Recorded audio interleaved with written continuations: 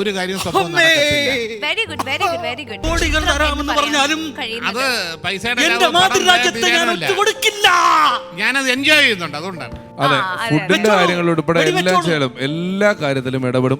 അതുകൊണ്ടാണ് 30 വർഷത്തോളം നിർമ്മാണ രംഗത്തുണ്ടായിട്ടും രാജേട്ടൻ വെറും 13 പടങ്ങൾ മാത്രമേ ഇപ്പോഴും നിർമ്മിച്ചിട്ടുള്ളൂ. എല്ലാം ചെയ്യാൻ പറ്റുമെങ്കിൽ അദ്ദേഹം അത് ചെയ്യാറ്. എന്നാണോ എന്തോ ഒന്ന് ശ്രദ്ധിക്കണേ. ഇതെപ്പോഴൊന്ന് തിണ്ടക്കം തുള്ളിയാൽ എന്ത് കിട്ടും? അന്തിക്കുരു പിടിച്ചോർ തിന്നാൻ.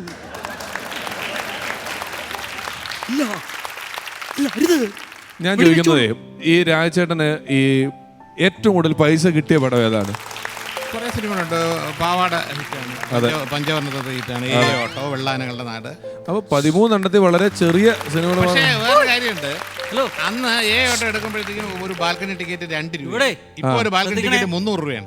എന്തോ കാക്കണമേ നോക്കണമേ കേക്കണമേ ദൈവമേ. അപ്പൊ ഞാൻ ചോദിക്കുന്നത്, ഇനി രാജേട്ടന്റെ ഭാഗത്തുനിന്ന് വരുന്ന ഒരു സിനിമ, അതും മഹേഷ് മാരുതി ആസിഫലി നായകനാകുന്ന സിനിമയും ഒരു വലിയ സൂപ്പർ ഹിറ്റ് ആകാൻ വേണ്ടി നമ്മൾ ഫണ്ട്സ് അപ്പോൺ ടൈമിന്റെ ഭാഗത്തുനിന്ന് എല്ലാവരും ആത്മാർത്ഥമായിട്ടുള്ള ആശംസകൾ.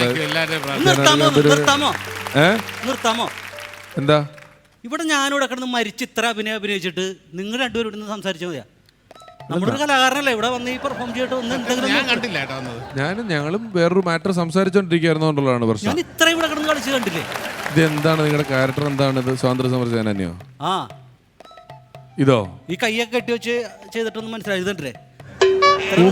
ഞാനേ ഈ മറ്റേ CBI മമ്മൂക്ക് പിടിച്ചേക്കുന്ന പോലെ എന്തോ പിടിച്ചേക്കും. അപ്പൊ കൈ കെട്ടിയിട്ടുണ്ട്. കൈ കെട്ടി വെച്ചിട്ടാണ് റിസ്ക് എടുത്ത് അഭിനയിക്കണേ. ബ്രിട്ടീഷുകാര് കൈ കെട്ടി വിട്ട് അങ്ങനെ എന്തോ സാധനമാണോ നിങ്ങൾ ഉദ്ദേശിക്കുന്നത്? അതെ.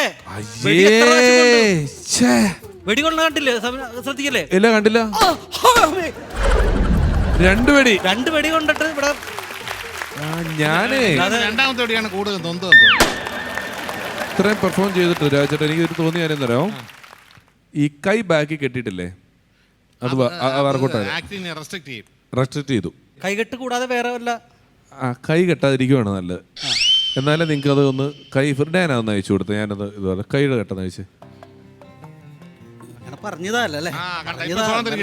ഇപ്പൊ കൈ ഉപയോഗിക്കാൻ പറ്റും. ഇനി വെടുകൊള്ളുന്ന ഒരു സീൻ ചെയ്താല് ഇങ്ങനെ കൈയൊക്കെ നമുക്ക് എടുക്കാൻ പറ്റും. പക്ഷെ കാണിക്കണ്ട കേട്ടോ, നിങ്ങൾ കാണിക്കാൻ പോകുന്ന പോലെ തോന്നിയിരിക്കും അല്ലേ, ഉള്ളിൽ നിന്ന് ഇങ്ങനെ കാണിക്കണം. അല്ല, കൈ കെട്ടാത്തപ്പോഴും കൂടെ ചെയ്യാം. ഞാൻ പറയുന്നതേ, ഇങ്ങനത്തെ സീനുകൾ വരുമ്പം നമ്മുടെ ഈ ഫ്ലോറിലോട്ട് വരുമ്പോൾ നിങ്ങൾ കൈ കെട്ടിയല്ല വരേണ്ടത്. അപ്പം ഞാൻ ഒരു ചെറിയ ശേഷം പറയാം, ഡയാനെ ഇതെടുത്തേ, ഡയാനെ ഇത് പിടിച്ചേ, വായൊന്ന് മൂടി കെട്ടിക്കേ.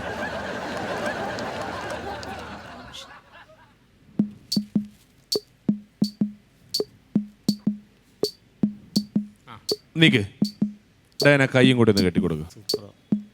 പൊള്ളിക്കണം നമ്മള്. ഡയലോഗ് എന്തൊക്കെയോ ആലോചിക്കണ്ടെന്ന് തോന്നുന്നു. കെട്ടിയില്ലേ? ഓക്കെ.